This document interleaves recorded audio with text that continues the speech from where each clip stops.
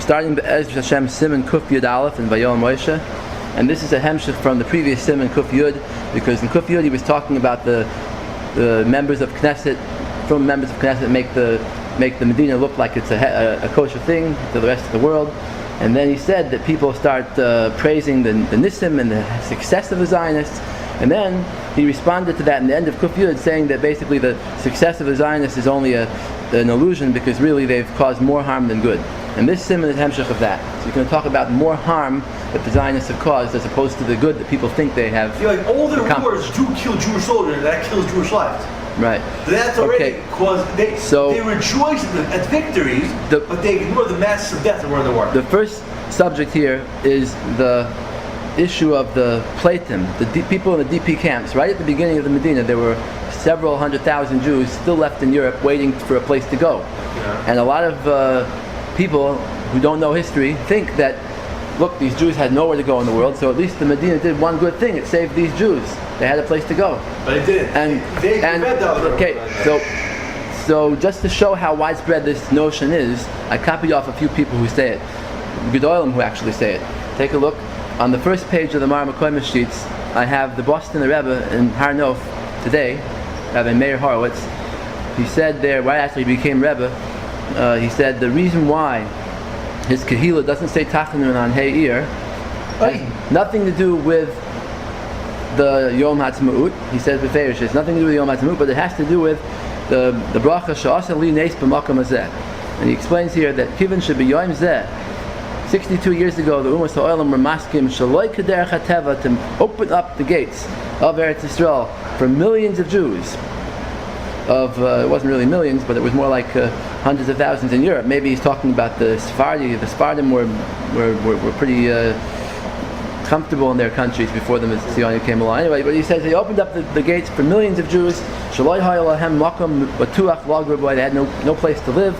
And v'hiskimu u'mos ha'olam la'afshul lahem lavoi l'yisashi b'arteinu ha'kdoisha.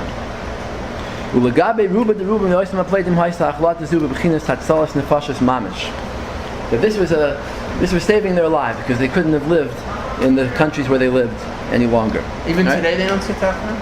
Even today, the Bostoner based medrash in Har Nof. Now, and he says it has nothing to do with Yom HaTzmaut, of course. It just has to do with saving the Jews from Europe. Turn the page. Page 2, I have the belz rebbe, Rav Aaron, who was the belz rebbe at the time of Hakamas in Medina. Oh, sorry. The belz rebbe is Zionist, I think. Is he? Well, he wasn't a Zionist, and his father for sure wasn't. But by the time he came to Eretz Yisrael and the Medina was established, so the Hasidim around him influenced him to sign on the Bechiras. So he did allow voting. Now here's what he said about the Medina. He said, in an immediate way it is a salvation. Where else would Jews have a place to live if not here? And the important issue is peace and quiet, and Hashem should bring Mashiach. So, I don't have the original. I was looking for the original of this. I couldn't find where I got this from, but it's a sefer called Rambam Shal Yisrael. The time I wrote it down, I had the sefer. I don't know where it is now. Okay, Rav Shaka Feivel Mendelovitz in the article biography, he said the bracha Hatoiva Metiv when the UN decided to make a Medina, and he said even though the Medina is anti-religious, but he said at the very least there will now be one country in the world whose gates will be open to the thousands of Holocaust survivors still languishing in the displaced persons camps in Germany and Austria. Okay, so this is the widespread conception that the Zionists at least did one good thing. They saved these DPs. So now let's see Vayoel Moshe. Gam b'mashen shemisparim she'ein makom pleita liYisrael b'shum medina ela etzlam. The Zionists are proud to declare that there's no place for Jews to go in the world except to them. So kol mi sheyesh lo moach b'kadkadai. Anybody who has a brain, yuchal lirois shebesibasam niskru sharei hamedinos b'fnei Israel. The Adrab, it was because of them that the countries were closed to Jews and they had nowhere to go. Because the Zionists try as hard as they can. To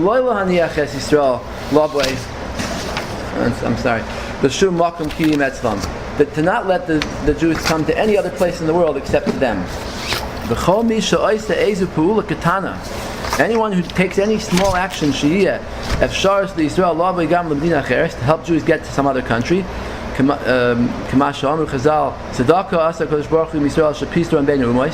that's the kiyum of Chazal's haftacha. The Chazal say that Kodesh Baruch Hu was trying to help the Jews by scattering them around the world, so that not all of them should be in one place.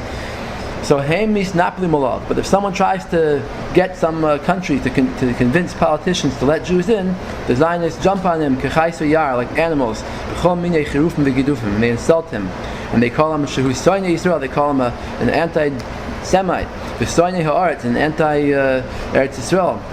When they say in Rambam Katsinim Besarim, but the Zionists have a lot of influence, and so we can't compete with them. They have people who are they have lobbying groups, and they have people in the government. And they have good relationships with all the people in the government. They have students with them, the APAC dinner and everything. And they have influence on them. They don't let them allow Jews into any country. So they should be forced to go and mass immigration to Eretz Yisrael. So just to document this, I brought a couple of pages from Alan Hart's book, Zionism, the Real Enemy of the Jews. It starts on page 3. That he's a British rabbi? Yeah. I mean, British. He's not a rabbi. I think he's a guy, right? He's a guy. What's the name of the book? Alan Hart, the Zionism, the Real Enemy of the Jews. I think it's like 3 volumes or something? Volume 1. This is volume 1. And he's talking about the story that happened in 1938, I think, around the time of the Evian Conference, when Roosevelt was considering letting Jews into to America. So he had a friend, a lawyer named Morris Ernst, a Jewish lawyer, and he asked him to help out a little bit. And this is page 3 in the sheets. And he sent him to England. He said, we'll take 100,000 refugees, and England will take 100,000, and hopefully we'll save a lot of them. So Ernst went to England. England said yes, and he came back. So Roosevelt said 150,000 to England, 150,000 to match that in the United States, pick up 200 or 300,000 elsewhere, and we can start with 500,000 of these oppressed people. A week later, Ernst and his wife visited the president again. Roosevelt said, nothing doing on the rescue program. We can't put it over because the dominant vocal Jewish leadership of America won't stand for it. So Ernst says, why? So he says, because the Zionist movement knows that Palestine is and will be for some time a remittance society.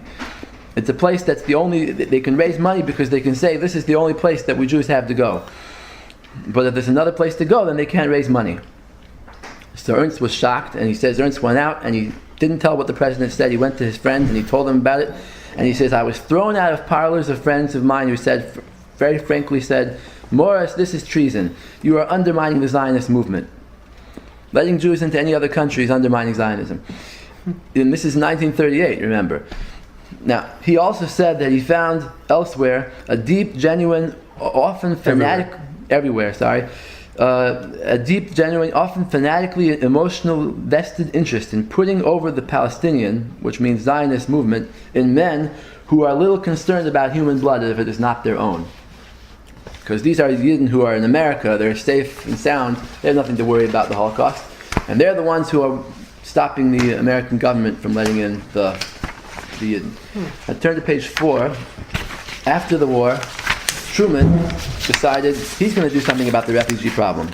And at the same time that he sent the Anglo-American committee to Palestine to check into options on Palestine, he also prepared to let in Jews to America. So I have it highlighted here, I'm just going to speed through it. He says that he wanted to facilitate full immigration to the United States under existing quota laws.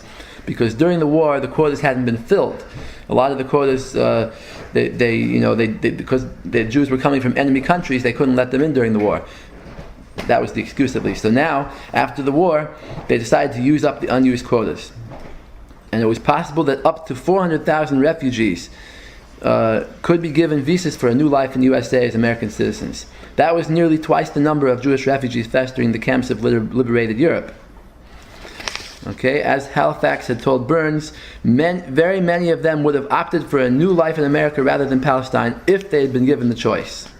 But that would have destroyed the Zionists' most powerful weapon. So he goes on and says that the Anglo-American committee came back with a decision that yes, they should let in, America and England should each let in 100,000, I think. 100,000 should get into Palestine, and maybe he meant that the English should let in 100,000 into Palestine, but no to the creation of a Jewish state. And so he says, Palestine alone cannot meet the immigration needs. This is the Anglo-American Committee's decision. Palestine alone cannot meet the immigration needs of the Jewish victims of Nazi and fascist persecution. The whole world shares responsibility for them, and indeed for the settlement of all displaced persons. So everyone should find homes for them. Page 6, the paragraph about Palestine says, no Arab state, no Jewish state. In order to dispose once and for all of the exclusive claims of Jews and Arabs to Palestine, we recommend that it is essential that a clear statement of the following principles be made: that Jews should not dominate Arab, Arabs should not dominate Jew in Palestine, that Palestine shall be neither a Jewish nor an Arab state.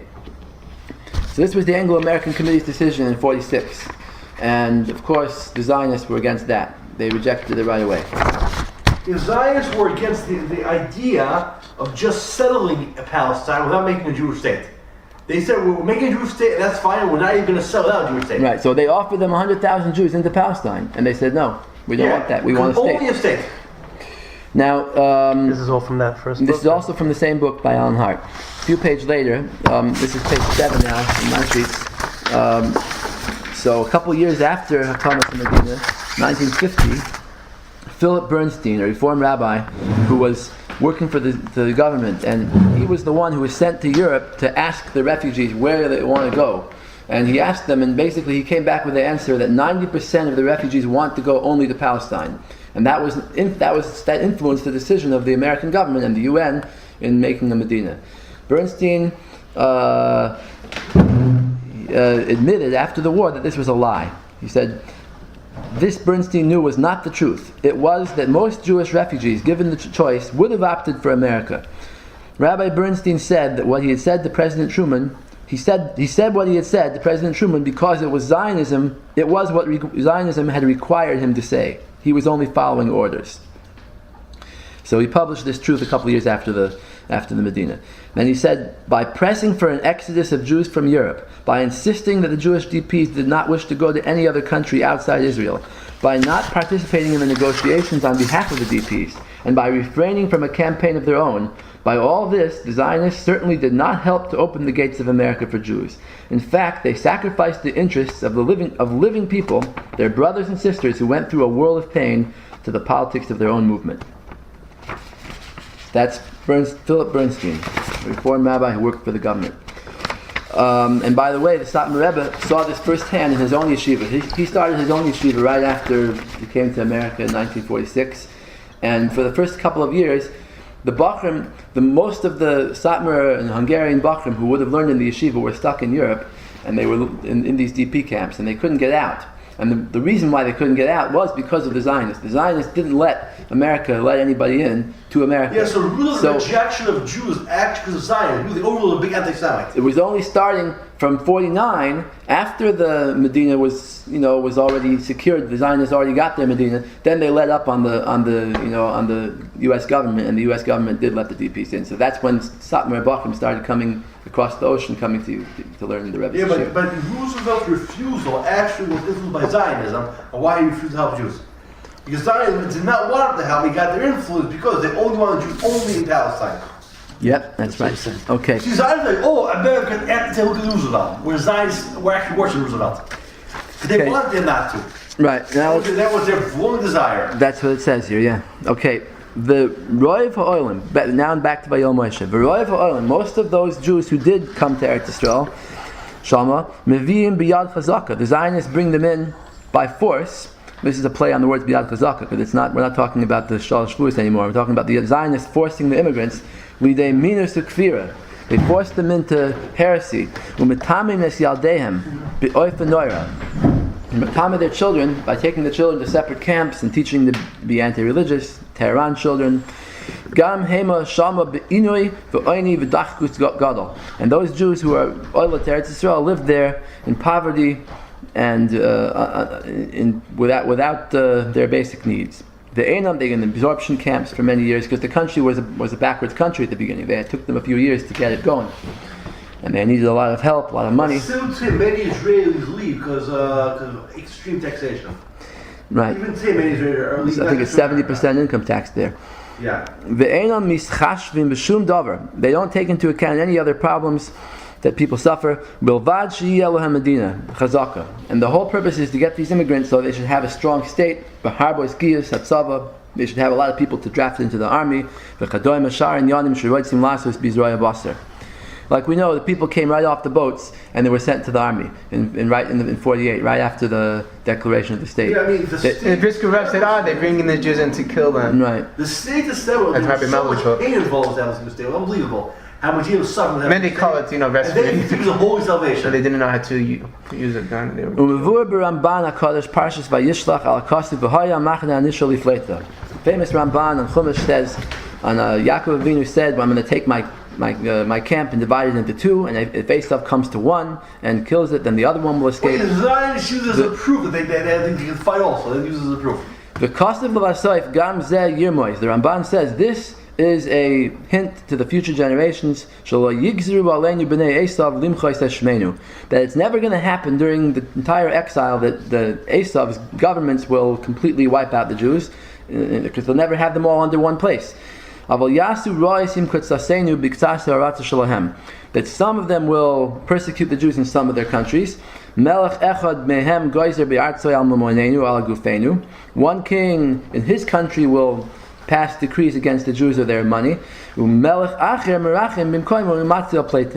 another king in another country will save the refugees.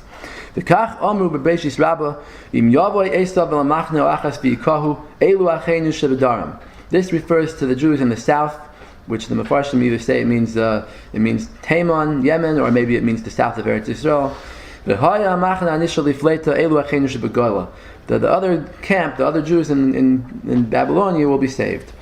Ru'u, so the Ramban finishes off. Ru'u, see, ki gam l'doyers tir moizois parsha, ad kan l'shoyna. That the parsha of Yaakov Avinu is an allusion to the future. Umavur bazeh, she haya havtachaso she Yaakov Avinu olav hashalom b'kra. That it was Yaakov Avinu's promise when he wrote this, when he said this pasuk, and Hashem agreed with the pasuk, that the one camp will be refugees, they will escape. That any time the Jewish people has a persecution in some countries, there will be other countries that will take in the refugees. The Inquisition. Poland. Jews fled to North Africa, some fled to Syria, Amsterdam, Turkey, Italy, and then even those even fled to America as early as that. See very clearly, Zionists say what's going to happen to Palestine. How did the freedom of Spain when the masses were kicked out? Same thing. Right. And that's what they say, that on the same day that the Spanish Inquisition happened, Columbus set sail. And the funny part is, Queen Eleanor, the very persecutor, sent Columbus out. That is funny. The persecutor of the Jews. So, anybody who looks in the books of history, he'll see that this is really what happened. Like the expulsion of Jews from Germany in the 1500s, Jews moved over Eastern Europe. And Yiddish started that way, actually. That's why they all speak Yiddish, right? They're from Germany. So therefore, it's clear that this would have happened to us too. That when Hitler arose and decided to kill a Yidden in Europe, something would have happened to save all the Yidden, if not for the Zionists. This is the Havtach of Yaakov Avinu. It's for sure going to happen. So America would have let them in, other countries would have let them in. Australia.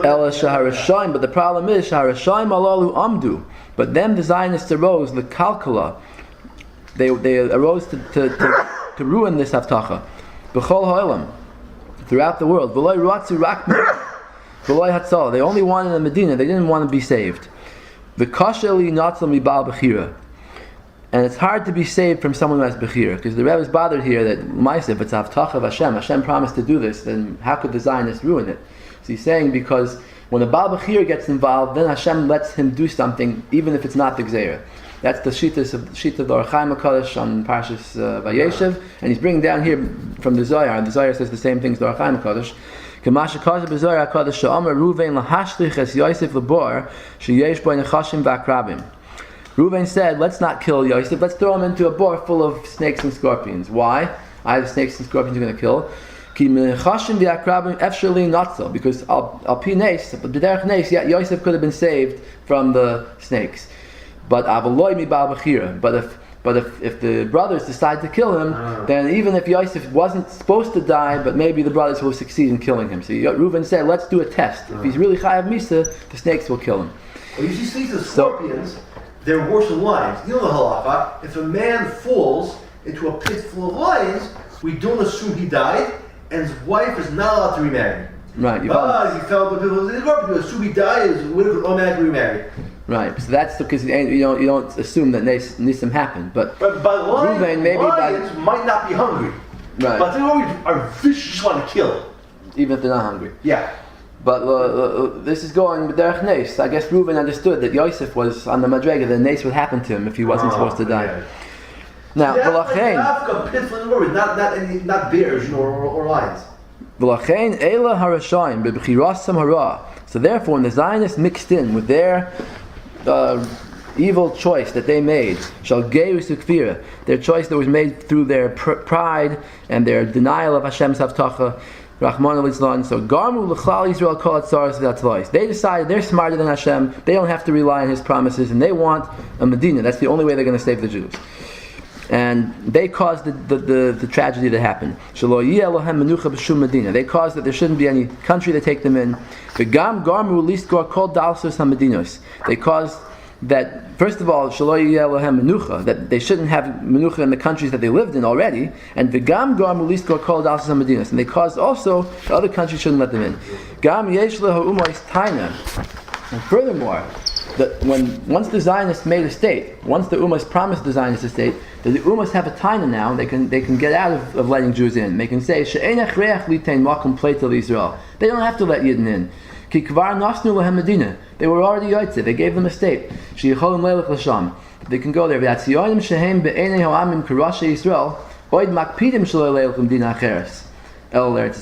They can add on to that even if they wouldn't have said it, but the Zionists, who are apparently the heads of the Jews, they are makpid. They care that the Jews shouldn't go anywhere else except Eretz Yisrael.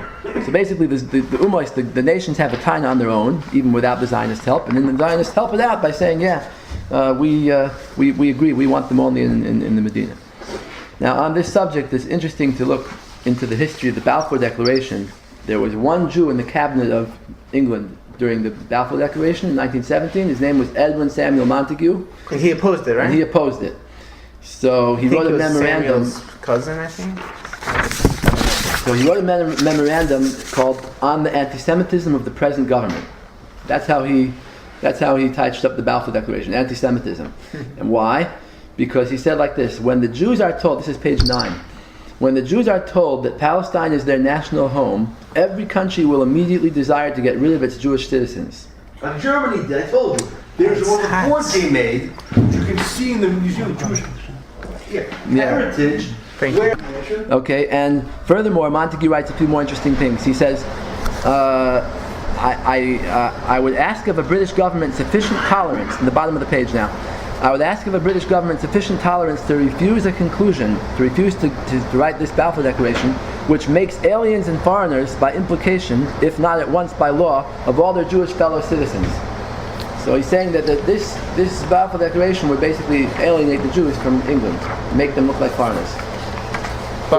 Then he writes further, if my memory serves me right, there are 3 times as many Jews in the world as could possibly get into Palestine if you drove out all the population that remains there now.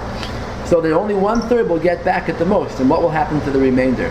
This is very interesting foresight, because at the time, before World War II, there were about 18 million Jews in the world. And today you have about 6 million who are living in Eretz Yisrael. So 4 or 5 about 6, I think 6 million in Eretz Yisrael. No, there's 8 million in the whole country, but there's still a lot of Arabs, a lot of Russians. They're more than 6 million when you include Arabs and Russians and people who aren't Jewish.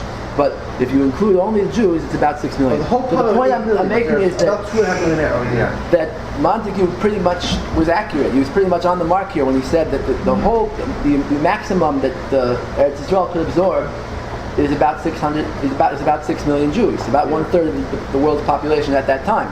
So he's asking, good, you're going to make a Medina to save those Jews, but what's going to be with the other 12 million Jews? Who's going to save them? And if you're going to make them aliens in their own countries, then they're not going to have any menucha there either. And he says, when there already are anti-Semites in England, And he says, when the Jew has a national home, this paragraph, but when the Jew has a national home, surely it follows that the impetus to deprive us of the rights of British citizenship must be enormously increased. Palestine will become the world's ghetto. Why should the Russian give the Jew equal rights? His national home is Palestine. Why does Lord Rothschild, who was trying to get the Balfour Declaration, attach so much importance to the difference between British and foreign Jews? Why does he say, okay, British Jews are okay, they can stay here, but the foreign Jews need a place to go? All Jews will be foreign Jews, inhabitants of the great country of Palestine. So the contrary. This was Montague's objection to the Balfour Declaration. So going on Vayoel Moshe, we're like 4 lines down from the top of the page now, in Kuf Chav Daled. V'zeh barer b'li safek shelulei oisam medina. Okay, yeah, okay. That this is clear without any doubt, that if not for the Medina, that Yaakov Avinu's promise would have come true for us too, and the Yidden from Europe would have been saved. That there will always be some place for the Jews to run. But it was the Zionists who stopped this from happening. And then they go back after they've caused the Yidden to get killed. Then they go back and they say, and they take pride that they're the ones who saved the Jews. And now the Rebbe turns to a more recent thing that happened right before he wrote this Sefer in the 50s. The refugees from Egypt, about 2 years ago. So he's writing this in 1958, and 2 years ago means 56. It means after the Sinai War, the Sinai-Suez campaign. After that war, Egypt turned on its Jews and declared them to be enemies and basically forced them out. You also had the Levon affair. The Levon affair was in 54 or 55, I think. Suzanne. So that, I don't think it resulted in so much expulsion of Jews from Egypt. We're going to look in a second to see that inside, but take a look. But what the Rebbe says first, he says that about 2 years ago, the Zionists declared proudly, we're saving them. Although everybody knew, everybody knew that it was obvious that the Zionists caused them to get kicked out. And that's how it works with every country, that the Zionists take care of the Jews there. Lately, it was noida begali. It was known openly that it was known that they made pressure. They put pressure on many governments not to take in Jews. I don't know what this refers to. It could refer to the Jews from Egypt. It could refer to the Jews from Hungary. In 57, there was a mass exodus of Jews from Hungary because 56. 56? They could be referring just to 56 maybe, okay, yeah. That the Hungarian government became communist then, and a lot of Jews had to run away. Revolution. What did you say? When I read it, I thought they didn't know what they did in the 30s. The what? Now take a look on page 11. I have a page from Wikipedia about the history of the Jews in Egypt, just to show what he's referring to here. After the foundation of Israel in 1948, there were 75,000 Jews in Egypt. That year, bombings of Jewish areas killed 70 Jews and wounded nearly 200, while riots claimed many more lives. So that's right away. Because of the Medina, there were riots there and Jews were killed. Okay, a lot of Jews ran away from Egypt. Then he goes on and says that the Levon affair in 1954 was an Israeli sabotage operation when the Israelis hired Egyptian Jews to bomb Western targets in Egypt, and they were hoping to blame it on the Muslim Brotherhood. False flag terror attack, like they say. So what happened was, after that, there was a lot of distrust of Jews. They said, "Hey, you're not really loyal to Egypt. You're causing." So a couple of Jews were executed, and there was sharply increased emigration of Jews from Egypt. Now going down to the last paragraph here, in the immediate And they say it's anti-Semitic conspiracy theory to say it was... And you know what? They sell it to it took them years to admit that it was really I thought it was a movie. So in the immediate aftermath of the trilateral invasion during the Suez Crisis of 1956, on November 23rd by Britain, France, and Israel, a proclamation was issued in Egypt stating that all Jews are Zionists and enemies of the state, and it promised that they would soon be expelled. Some 25,000 Jews, almost half of the Jewish community, left for Israel, Europe, and the United States and South America, after being forced to sign declarations that they were leaving voluntarily and agreeing with the confiscation of their assets. Some 1,000 more Jews were imprisoned. So basically, the Suez War turned Jews in Egypt into aliens, into distrusted people. In Siman Kuf Lamed Hey, in Maimer Shalosh Shavuos, the Rebbe goes on a little bit more at length about the Egyptian story. So just to know, he says it the kids are here, but in Kuf Lamed Hey, just peek ahead for a couple of minutes. Kuf Lamed Hey, page Kuf Mem in the Sefer. He says on the second column, 4 lines down from the top. Gam b'kibush Sinai, shehisparu boy shahayu nisim. That in this war that happened in 56, the Sinai War, loy also lahem. So the Zionists say, oh, we had miracles there, but loy also biyadam elamasha hoilichu harbe mi Yisrael lahariga. They didn't gain anything from the war except that they caused the deaths of Jews. Loy al pidas torah, ela al pidas minim. V'shavtu damim v'nidaladilu chamishim alafim mi Yisrael toish v'mitzrayim. And this caused the uprooting of 50,000 Egyptian Jews. Shahayu yoshvim sham shlavim ushketim u'beineim gam gvirim adirim. That they were peacefully living there, and many of them were rich. But until that war, they were living there, but then they had to be expelled from Egypt. Gam harbe rois v'tzaris garmu v'zeh. They caused a lot of other tragedies. El shebechem las Hashem al Yisrael b'schus hashomer Torah mitzvah shalochim and Zionist b'mesiras nefesh nistabib ma'amistavib kol asibus shehuchuchu lahafsikam l'chama. That it was the Hashem's chesed that they had to stop the war. The Eisenhower stepped in and said, no, back up, get out of Sinai. The terminology for a victory, where the loss outweighs the gain, is called Pyrrhic victory. Right. So that's what it really is. Israel is just big. Back to Siman Kuf Yud Aleph. V'gam be'eretz Yisrael. Now comes a very important story about history, because people say, okay, if they would have had a Medina before Hitler, if they would have been a little bit faster in giving them a Medina, then they would have saved 6 million Jews. But Hitler could have sent his army to Palestine. That's also true, that he could have sent his army to Palestine. He tried to, in fact. But if he sent 3.25 million to the Soviet Union, he would succeed probably.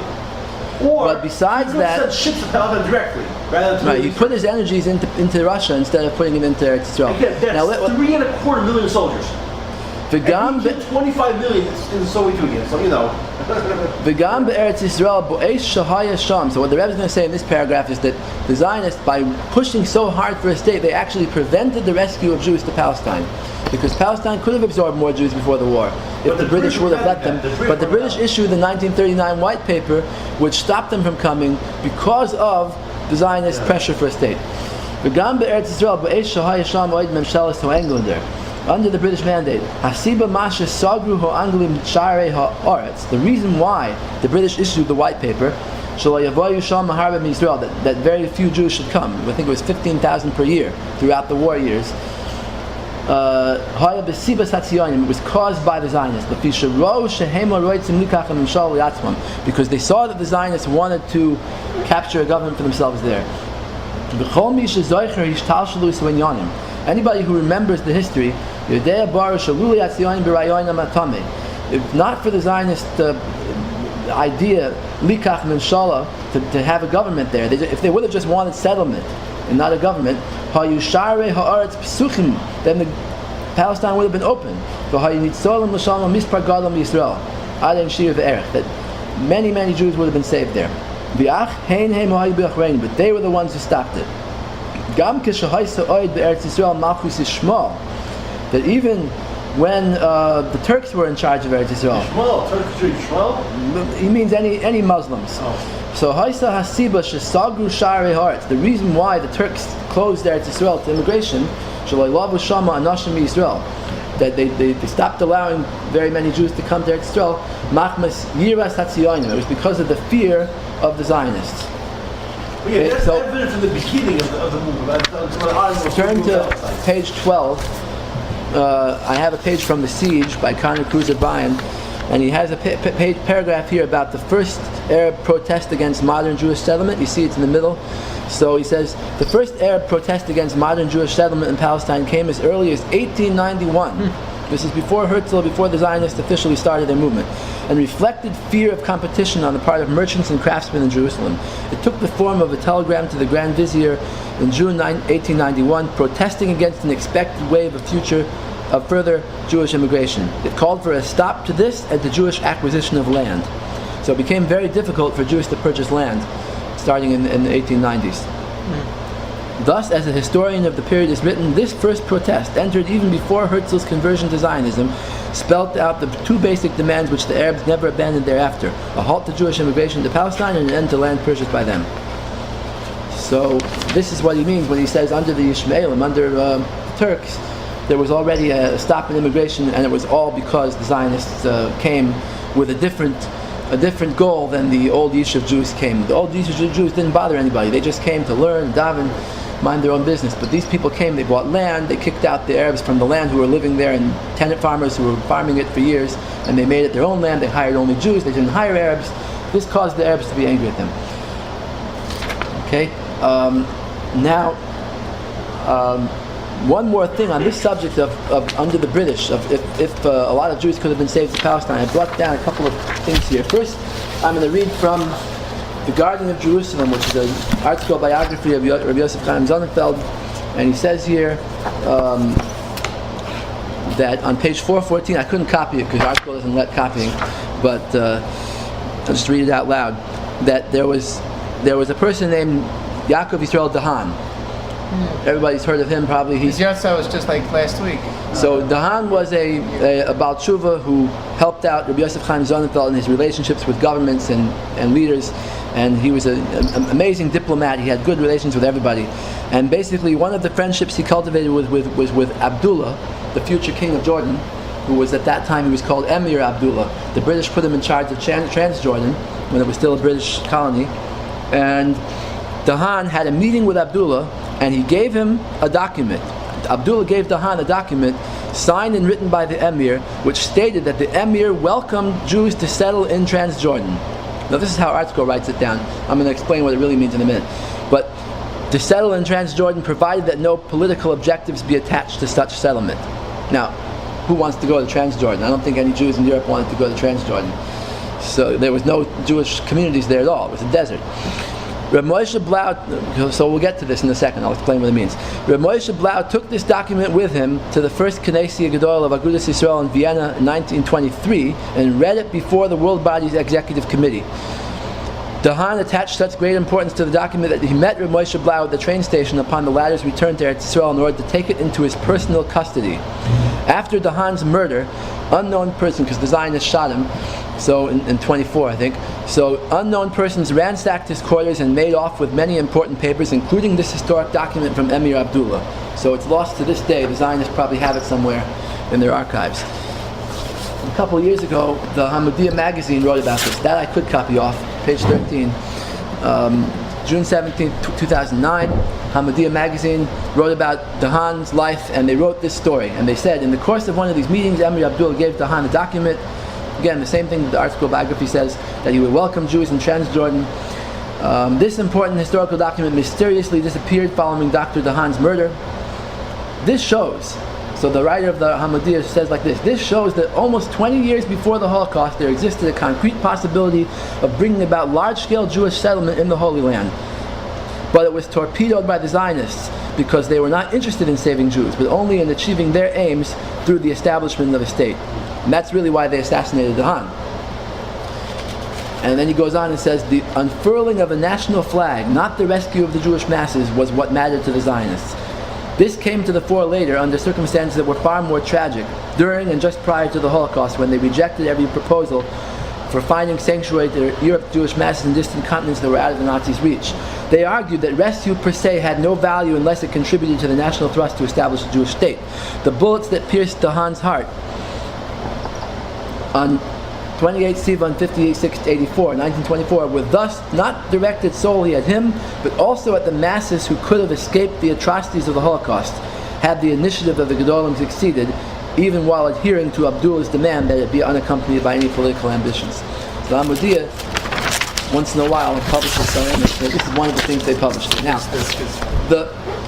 the only thing is that they keep on saying it's Transjordan. Now, who wants to go to Transjordan? So, in the recent biography that the Natrina is putting out in Yiddish, there's a very interesting hoisafa on this story that they stick in, and I don't know where. Biography? I didn't mean to say that. I meant to say history book. The history book that Natrina is putting out in Yiddish on the history of Zionism is called Al Gu Lasenu.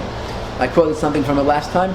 So on page 14 here, in the last paragraph, they bring this whole story about the Haan and the document from Abdullah, and then they say like this: the plan was not just Transjordan. The plan was the whole Palestine, because what the Haan was trying to negotiate was the British got themselves into a pickle here. They promised Palestine to the Jews. They realized that it wasn't going to work. The Arabs weren't going to take it lying down. They were very upset about it. There were riots going on. So this was a way out. The Haan was going to offer the British a way out. Give Palestine all to Abdullah, west and east of the Jordan, and then Jews will come and settle in Palestine under him. He says, Sein Plan hat geläutet, als das Jahr des Acharedis wird Schließen abmacht mit den Naim Kennig von Mizrach Yarden. Der vier der Monte Kennig Abdullah der Erste. And he says that they would make a deal with Abdullah here, and then he would get the Herrschaft über ganz Eretz Yisrael in exchange for promising religious freedom to the Jews and their own communities. So that's what the Haan was really working on. The article doesn't say that. That wasn't before in the letter yet, you mean? It wasn't. It was before in the letter, but the article either edited it out or didn't know. Whatever they said, they said it because of guesswork. They said, okay, Abdullah only had the east of the Jordan. Why would he give Jews the west of the Jordan? They couldn't figure it out. But this person who wrote this, Rabbi Isaac Fried, I don't know exactly where he got it. Rabbi Isaac Fried, the writer, the Trinidad is a Yiddish writer. So I don't know where he got this information from, but this seems to be the hashlam of that story. Does that mean the Mardari still does mention it? Because of course you know the history. The Mardari is more anti-Zionist. This is more moderate. I didn't check up the Mardari Israel. It's a good point. We should check it up and see. I don't think that it's there. I think I once looked for it, but I don't think I found it, because Yaakov Rabkin, the professor in Montreal who wrote the book, he asked me to check into this story once, and I think I checked in Ar Yisrael and didn't find it. So really the only source is either the article biography or... you told Rabkin about this? About this? Well, this wasn't out yet at the time. But what about Naktima's book? So, back to Vayoel and Moshe, we're in the middle of paragraph V'gam Be'eretz Yisrael, we're by the line starting Machmas Yiras HaTzionim. Somewhere in the middle. V'loi oid. It's not only that they didn't let Jews into Palestine, they caused the British to close Palestine.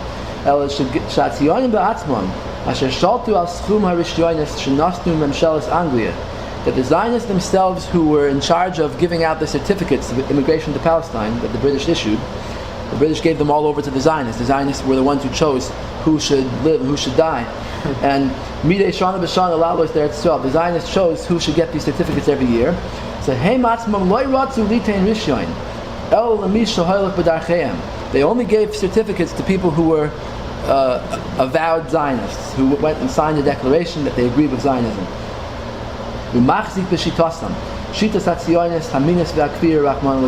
Someone who declared that they're Zionists. Anyone who wanted to go to Eretz Yisrael to get away from Europe, he had to go and flatter the Zionists and pretend to be one. Torah says, stay away from heresy, stay away from the door, don't pretend to be one, don't go in. So it's a big sakana, therefore. Not only you shouldn't, you for sure shouldn't.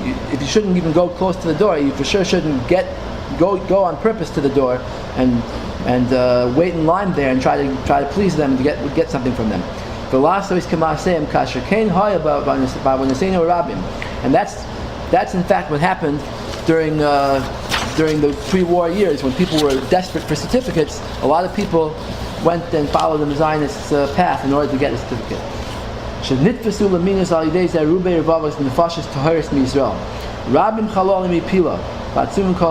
lot of people suffered and went off the derech because of this.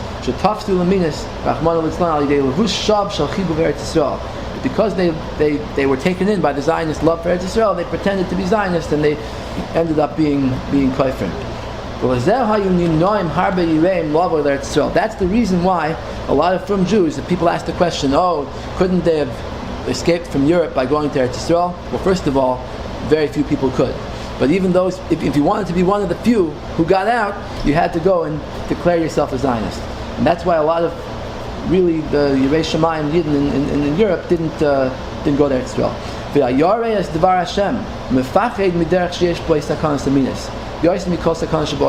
Someone who's afraid of Hashem is afraid more of a sakana in Minas than of any other sakana.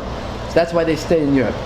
The Katzra HaYeriya Mehachil, it's too short, it's too small a space here to describe. To describe all the tragedies that happened because of them. Just to show what the Rebbe means by the people going off the derech because of the certificates. I copied a couple pages from Moshe and Shel Yisrael, the biography of the Rebbe, volume Zion, volume 7, and it's page Ayin Hay. And it says a story here of a bacher who wanted to see the Rebbe. The Rebbe told him to go somewhere first and then come back and see him. Anyway, the point is he ended up on a train with some people from the Aguda who were trying to get certificates, and they were going for this Hakshara program. The Zionists made everybody go through a program Hakshara to go and learn farming techniques. And he says, "V'nigash aleim v'hischil adaber imohem." In the paragraph, starting in the middle of the page, 3 lines down. Uv'saych dvar of shaloisam. This bacher, this Satmar bacher, asked the Agudists, "Im yichol mitarif b'nisiyasam." If he could join them, if he could go there to Israel too. V'amru lo yishatzarich l'sader lo yizug. They said you have to get yourself a match. You have to get yourself a girl to be matched up with.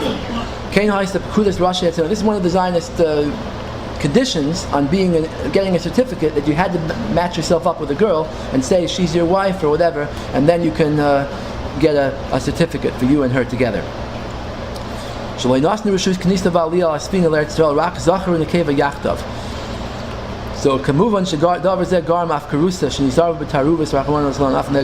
caused people to mix with members of the opposite gender.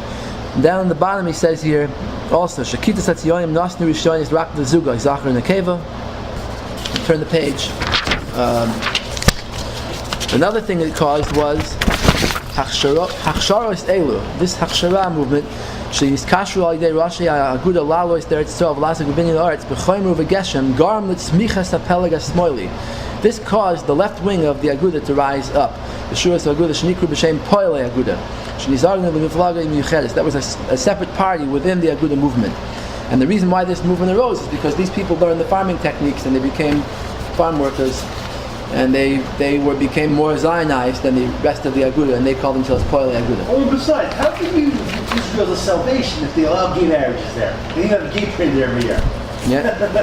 Okay. It's so holy to the best day, yet they allow the worst of worst. You see, I don't see how Israel made Jews more religious. They have a gay parade there every year. Okay. If anything, it made Jews to the worst abomination of all.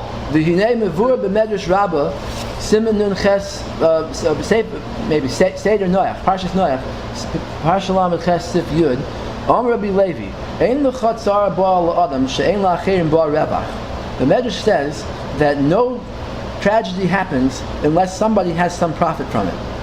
And what he's trying to say here is that, I think the Rebbe means that even though the Zionists did succeed in saving some people because of Zionism, but it was a miyut min amir that was much outweighed by the damage that they caused.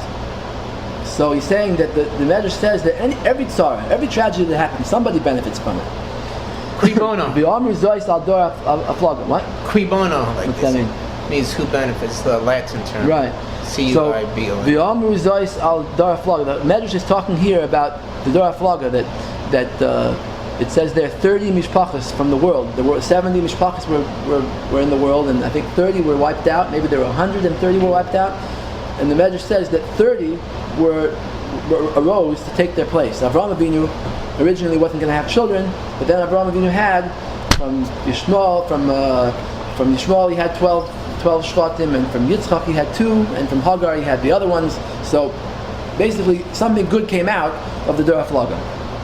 V'chein ro'inu b'medinas Russia, shebe'ez ha'milchama nitzlu harba miYisrael b'medinas Ashkenaz al yidei shehuvu l'medinas Russia.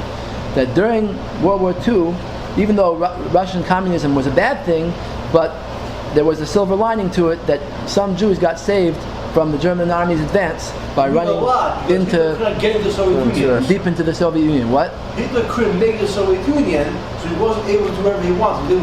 Right, so even till the end of the war, there were Jews who were saved by being deep within the boundaries of the Soviet Union. Right, that's still Jews coming from Russia, even today, because they left over from those where they make it. Even though communism caused a very great sorrow, great tragedy, but there was something good about it. So therefore, back to our subject. If you look into the Zionist idea, so you look at the history of Zionism, you'll have no doubt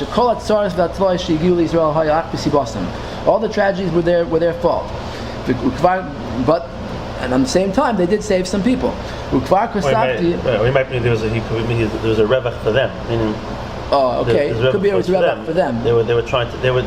For their benefit. They had all the right. Yeah, but I don't think a benefit would be for them. That's not a benefit. To make the Zionists stronger, the rebbe wouldn't consider that a benefit. No, I think his point. I mean, the revach is a positive revach. Positive revach. The Medrash says Avraham Avinu had children because of these. That's what I think he means here. Reb Meir Weinberger in his Sefer Orki Toiv on Vayoel and Moshe has a different pshat. He says that the pshat is that the Rebbe means that he says that normally there's a good outcome, but in this case there wasn't. That's how he wants to learn. The Rebbe is saying that normally every tzara has a good outcome, but this tzara of the Holocaust didn't have a good outcome because the Zionists ruined it. That's how he wants to learn. In any case. So, I already wrote that I can't go on at length about this kolkach. And this is in the Hakdama. The Rebbe writes that he's not going to write a history book here. He's writing a halacha sefer. Anybody whose heart is loyal to Hashem, he knows that this that the Zionists claim that they're saving Jews. It's only an illusion. A terrible illusion. That you can blind people. The Sitra Achra has the power to make people so blind to this fact of history. And you can cause them confusion. That the same kind of confusion that happened during Bayis Rishon when the Yetzer Hara was Avodah Zarah, that's happening now that the Yetzer Hara is Zionism. And here it's even worse than Avodah Zarah. It's even the Yetzer Hara of Zionism is even stronger than Avodah Zarah. Now we get to the famous mashal that the Rebbe says he heard when he was young. Shamati migadol echad mashal no al tzionim. I heard from a gadol echad. I wasn't able to find out who this gadol echad was and what he's referring to, because when the Rebbe was young, what did the Zionists do already? Like, well, how much trouble did they cause when he was young? Maybe he means Herzl with his anti-Semitic food for thought in his diary that he referred to in Kuf Yud. I don't know. But anyway, a mashal noah about what the Tzionim do. Ish echad haya rasha v'achzar noikim v'noiter. There was once a rasha who was an evil man. He wanted to go and burn down someone's house. So he hired a guy, a mafia guy, a guy who was used to this kind of action, to do it for him. And he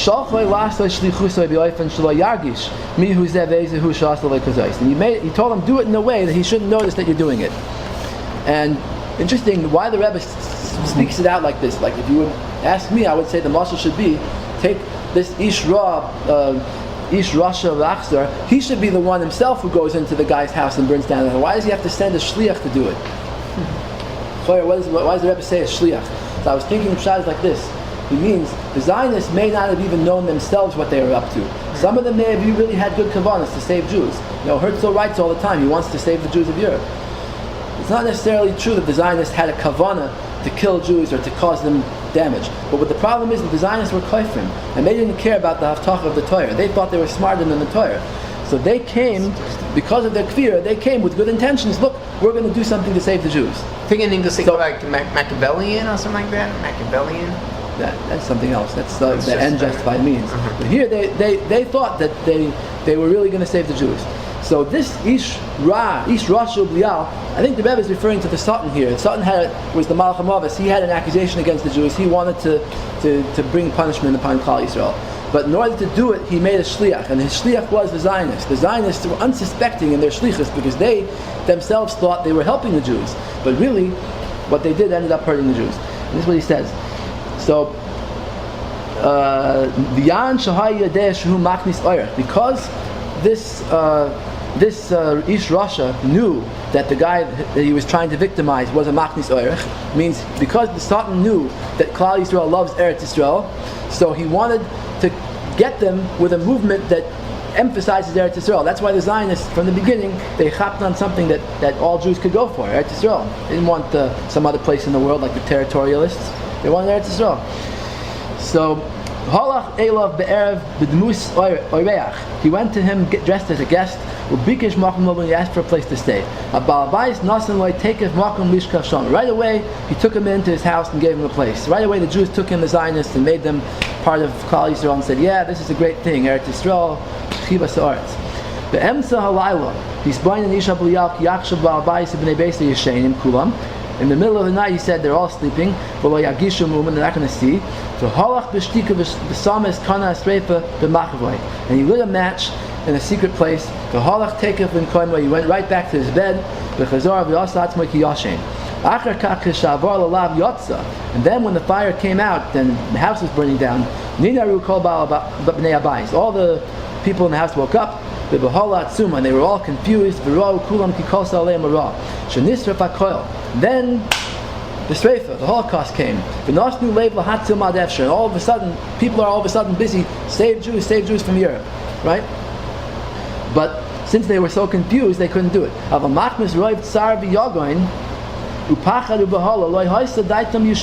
They weren't able to organize themselves properly to save things from the house. But on the other hand, this guest, this cruel guest, the one who lit the fire, in order that they shouldn't notice that he was the one who lit it, he made it look like he was also just getting up now. But now the halach bizrizis, but he was ready, and he helped out. Since he was ready for it, he had a clear mind. He saw that he had succeeded. He was able to save more people, more furniture.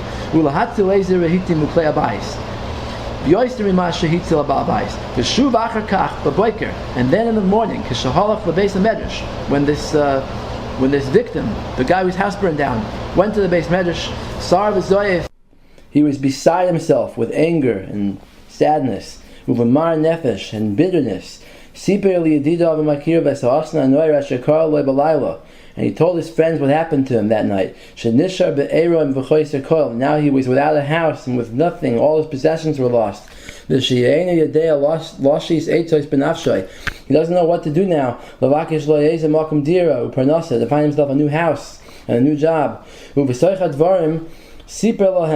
And during the story, he told them that at least one good thing happened, that you had an orech that night, the guest saved some things. Because he had a guest, the guest saved a little bit. And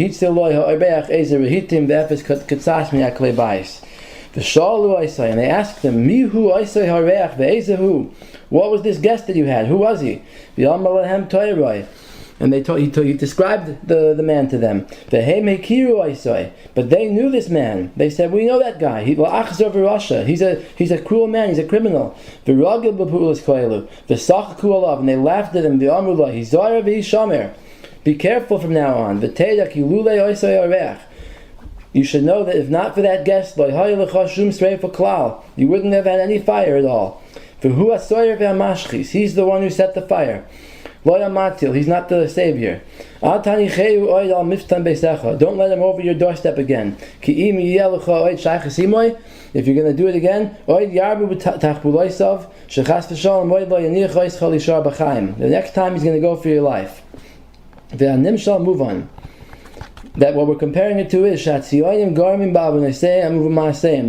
caused, both through their sins, through the punishment for their sins is the tzars that come on Klal Yisrael, and also over Ma'aseh, directly they cause by arousing anti-Semitism and blocking all exits for Yidden, as kol tzars v'atzlois. They cause all the dangers, all the tragedies to come. V'shuv nasu l'matzilim, and then they set themselves up as the saviors. V'oisan she'enam noistim leiv leida ha'emes, and those people who don't know the truth and don't pay attention to the history, choshvan l'matzilim, they think that these people are saving Yidden, when in reality they're not. that the Satan is blinding people's eyes so they shouldn't see this. Because by thinking that the Zionists are the ones who save Yidden, that's how people get to be Zionists. But if you check into the history, you can discover that everything they did really only caused tragedies and misfortunes. But to do that, we have to have a special history book. I already wrote in Hakdama that I'm not writing a history book here, I'm writing a halacha sefer. But this simon is just to raise the subject a little bit. But whoever wants to know the truth about this subject, Hashem will show him the right books, the right information. This Nisayan of Zionism is the last Nisayan, and it's more difficult than all the other trials that Yidden have faced in the past. It's regarding this type of situation that we find ourselves in before Bias HaMashiach, where Hashem is hiding His face from us, and we're actually being confused to think that the Zionists are the ones who are saving Klal Yisrael. That's why Rabbi Yochanan said, "Let Mashiach come, let me not see him," because he didn't want to suffer through the Chevlei Mashiach. We're too weak to bear it. We have to have Hashem's mercy to keep our faith, to keep our belief, and to keep our faith in the Gedolim of the past, and who taught us the right way, that Zionism is wrong, and it's not any kind of Hatzalah for Klal Yisrael. Now take a look on the last 2 pages of the sheets. I have an example from Tom Segev's book, The Seventh Million, to illustrate how exactly the Zionists have taken advantage and tried to use the Holocaust as an opportunity to show themselves as being the saviors. Take a look what he writes here. He brings from this person, Apollinari Hartglass, a Zionist activist from Poland, who coordinated the committee's work. And this was the Rescue Committee, the Zionist so-called Rescue Committee, that didn't do any rescue during World War II. And basically he writes, there's nothing we can do about the war, nothing we can do about the Holocaust, it's going to happen anyway. And of course, the head of the Rescue Committee was none other than Yitzchak Grunbaum, the one who said that we shouldn't divert any funds to Europe to save Yiddish lives, we should just use all the money for building Eretz Yisrael, and one cow in Palestine is more important than a whole village in Poland. So that's the Rescue Committee that we're talking about here. So look what Apollinari Hartglass writes. In the parts of Europe through which the war has passed, in Germany, the occupied territories, and the Axis countries, we may expect the extermination of more than 7 million Jews. And he's writing this in 1943, when a lot of the people were still alive. It is clear to us today that we cannot dream of saving more than 12,000 or some tens of thousands of Jews. If the efforts of the committee are likely, therefore, to lead to only the most minimal results, we must at least achieve some political gain from them. From a Zionist point of view, we will achieve this political gain under the following conditions. If the whole world knows that the only country that wants to receive the rescued Jews is Palestine, and that the only community that wants to absorb them is the Yishuv, and B, if the whole world knows that the initiative to save the Jews of Europe comes from Zionist circles, and C, if the Jews that are saved from the extermination know during the course of the war or after its end that the Zionist movement and the Yishuv tried to save them. And that's how the Zionists are going to boost their image, by looking like they were trying to save Jews during the Holocaust, even though they had no intention of doing so. And then he writes an even more amazing thing. He writes a little further down the page here, that I understand that it seems cruel to put the question in this form, but unfortunately we must state that if we are able to save only 10,000 people from among 50,000 who can contribute to building the country and to the national revival of the people, as against saving 1 million Jews who will be a burden or at best an apathetic element, we must restrain ourselves and save the 10,000 that can be saved from among the 50,000, despite the accusations and pleas of the million. That's what Apollinari Hartglass writes for the Zionist Rescue Committee. And then on page 19, The Yad Vashem, the Zionist Holocaust Museum, so a lot of people think it was founded after the Holocaust because the Zionists wanted to memorialize what was done. Well, take a look at this. Tom Segev writes, a former delegate to several Zionist congresses, Mordechai Shenhabi, proposed in September 1942 that the Jewish National Fund establish a memorial to the victims of the Holocaust. The Holocaust, right? 1942. A lot of the people are still alive. Most of them, in fact, are still alive. The war dead and heroes of Israel. I think the first concentration camps were set up in the beginning of 42, the extermination camps. Not long thereafter, the projected memorial received the name it would bear when it was built some years later, Yad Vashem. Shenhabi's proposals led to discussions and letters, and a committee was set up to examine them. There was no clearer, more grotesque, even macabre expression of the tendency to think of the Holocaust in the past tense. While the Yishuv discussed the most appropriate way to memorialize them, most of the victims were still alive. So they were busy worrying about how we're going to get Zionist propaganda out of the Holocaust, while the Holocaust was actually still happening and most of it hadn't even happened yet. And that's what they did instead of save Yidden during the Holocaust. So this is the Fire Lesher, this is the Zionist Rescue Committee that actually were the ones who gave rise to the conflict and the problem to begin with. So my good friend Rabbi Yoel Indik says a shir on Vayoel and Moshe. So I spoke to him on the phone afterwards and I asked him if he knows who the Gadol Echad that the Rebbe heard this mashal from was. So he showed me this Mar Makom over here. In Sefer Moshe and Shal Yisrael, biography of the Rebbe, Chelik Gimel, page 359. I have it copied off so you can look at it afterwards. I don't have more than one copy with me, but I just want to show you what it says. It says that Mekubal b'fiach Hasidim shezeh haya hagon atzadik Rabbi Yisrael Chaim Friedman Zatzal Av Bezdin Rachov Bal Mechaber Sefer Likutei Ma'ariach. That's who it was, Rabbi Yisrael Chaim Friedman, the author of Likutei Ma'ariach. And the Rebbe quotes him, by the way, in Siman Chof Beis, in the Gay of the Nusach of Tefillah. But besides that, he was obviously makabel some things from him, so he's makabel this ma'aseh from him. Now, besides the Rebbe, there are other people who bring down this ma'aseh. So he showed me in the Sefer Tzavi Yeshuas Yaakov, which is written in 1936 in Hungary by someone named Rabbi Shai Spitz, in Torna, Hungary. He brings the same ma'aseh, the same mashal, and he speaks about the I was asking before, like, what is the historical context for this? Like, what in the world, what were the Zionists doing when the Rebbe was young that you could say on them that they were the arsonists setting the fire and then trying to save people from it? So he says very clearly what it was. Maybe we should pass around the first page. You want to look at it? And look at the first page.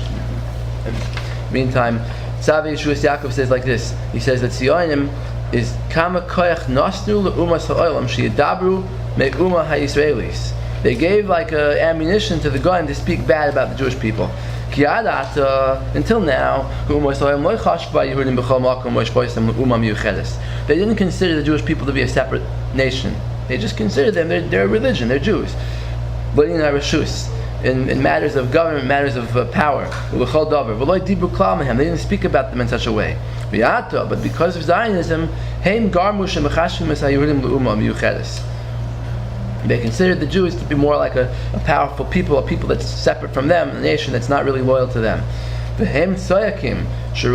now the Zionists come along and they say, okay, yeah, we want to save the Jews from the anti-Semitism.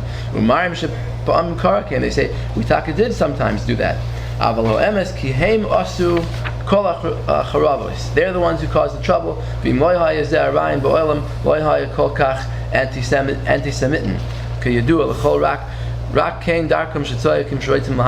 That they caused anti-Semitism, and then they want to come and save the Jews. And then he goes on, he says the same mashal the Rebbe says, almost word for word. And then, and this is a sefer called Tzavi Yeshuas Yaakov, published in Hungary in 1936. Then he says, move on, after he finishes the mashal about about the person who burned down the house. He says, "V'animshal move on me'atzmoi hem tzayakim shehem matzilim." They cry out that they're saving. V'zois lo yoimru shehem garmu kol charavos, but they don't tell us that they're the ones who caused the trouble. V'lulei hem shegarmu l'chozeh lo yhaya nitzrach l'shum atzala. Not for them, we wouldn't need their saving. Rak haya hakol al tzad hatoiv. Ki lama shoygim lanu b'chol makom shenei lich Palestine. Why did the goyim yell at us, go to Palestine? Lo hema garmim. So aren't they the cause? Aren't the Zionists the cause? V'yesh kas mehem sheroitzim b'chach kedei shekol Yisrael yeh muchrachim. That isn't there a group among the Zionists who want that to happen? They want the goyim to be anti-Semites so that he didn't have to go there. And then he goes, and at the end he just brings that this is similar to what the Biryonim did at the time of Churban Bayis Sheni, that they went and burned up all the food in Yerushalayim so that they have to fight a war. In other words, they harmed Klal Yisrael so that they should conform to their agenda and fight wars. Yeah, but the difference was the Biryonim at least meant for the good. The Biryonim legitimately wanted to save Klal Yisrael from Rome. They wanted power. I mean, they wanted to overthrow Rome. All they wanted to do was get Rome out. Yes, so the Zionists will say also, they want to fight a war. Want power actually to take a state. There's a difference. And then the Biryonim wanted power too. But he simply didn't want a state. They were called Rishayim, because they really meant well. Yeah. Well, once you raise the subject of Biryonim, you know that Yosef Eliyahu Henkin brings a raya that he says, I was against Zionism before the Hakamas of Medina because of the Shalosh Shavuos, but now that they're there, we have to support them. And one of his rayas is that the Biryonim, Chazal were against them, but then after they started the war, Rabbi Shimon Gamliel supported them. That's what he says, and he brings it from Yosefun. Josephus said. So Yosefus could be a liar. You know, you lie. But Josephus said that he has not observed one Jew who doesn't have Moshe's present. We know it's not true. There was a whore of that because there wasn't the case.